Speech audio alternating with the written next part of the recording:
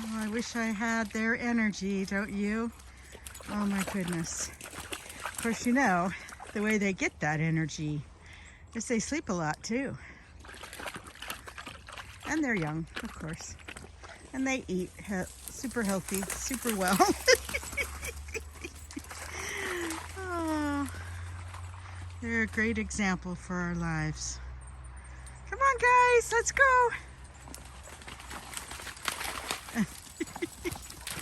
Oh my goodness. Oh, having ourselves another muddy Monday, I see. I'll try and walk across this board. Here I go. It's very slushy with ice. It did snow yesterday. Sawyer is very vocal with his sister. He'll tell her what he wants. And it's so cute too. This morning he was snuggled up next to me and I did a little video. And so I was talking and it woke up Macy, who was on our bed. My bed. I say our. When I say our, it's me and these guys. That's it. That is my me. That is my hour. But anyway, so she came and tried to wiggle her way in, and he didn't even open his eyes. He just growled. Like, no, sissy, no. It's so cute. She crawled in and snuggled next to me anyway. All right, sillies, let's take a walk.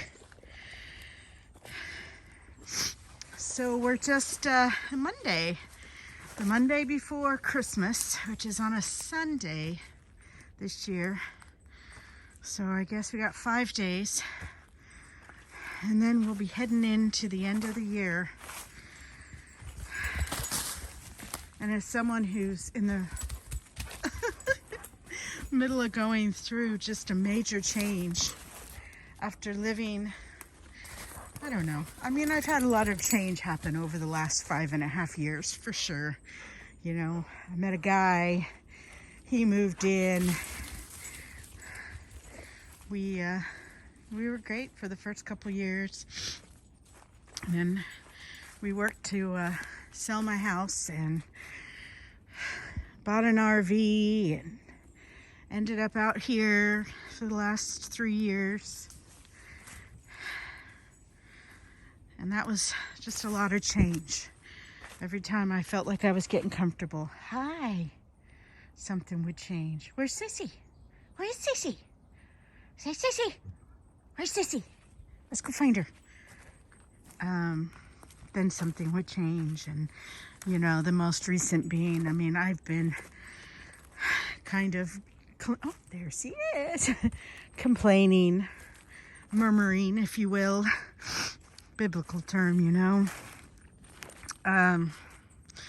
About living out here, about it being cold and inconvenient, and me having to boil water because we don't have a functioning water heater. And, you know, and then most recently, James finally getting the guts to tell me what he'd been wanting to tell me for a long time. I don't know exactly how long, but certainly a while, that he didn't want to be in this relationship anymore, at least in the capacity of boyfriend and girlfriend. I mean, he's just one of those that he's fine not being my boyfriend, but he just wants to stay my friend. And I will quote him by saying, you know, with the exception of one, all my girlfriends stay my friends.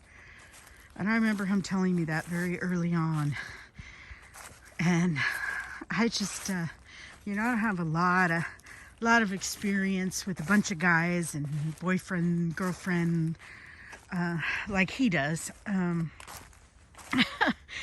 So that just, I don't know, it just struck a chord. And I've just, from that time on, and then he would, throughout our relationship, especially early on, would tell about former relationships and things that they did and stuff. And it always made me feel, I don't know, you know, it just struck that jealousy chord in me that just really ruined, I think, a lot of the time that we had together, because I was, you know, constantly in, even though I don't believe he would ever cheat on me, it just, I don't know. Ladies, you understand. Maybe some guys do too, but that just was always something that was unsettling. And I tell you that through a lot of prayer and petition and acceptance, I have gotten over that feeling. And I prayed to God, to heal our relationship. I prayed to God to end our relationship, and back and forth. And I always would say, if it's meant to be, God. And I think I just kept making it meant to be in my brain, my thinking. And finally was just like, you know what? This is not God telling me to stay. And him certainly with his cruel nature, which I think he knew with me, he would have to be cruel to get me to finally let go. So it was hurtful, but I'm thankful for it.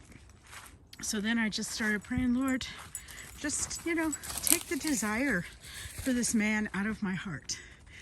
Let me be free of that. Let me be, focused only on you, Lord, and moving forward and growing and becoming strong and working towards my goals, my dreams, my hopes. But, only if they're your will. And, I have not had a desire for him. The enemy tries really hard to remind me of things, like when it was good, or the opposite of nobody will ever love you, you'll never find another man, and all that kind of stuff. And you know what?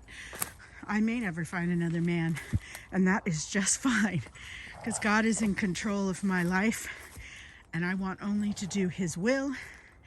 And if there is no one out there to be my husband, to be my friend, my partner, to grow old with, then that is completely okay.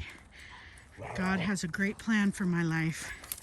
And in this season of waiting, I'm just going to enjoy each and every day. And I hope that if there's anybody out there that's watching this and is feeling the same way, I just encourage you to turn to Jesus, to just trust in God's plan for your life, and know that goodness is around you each and every day.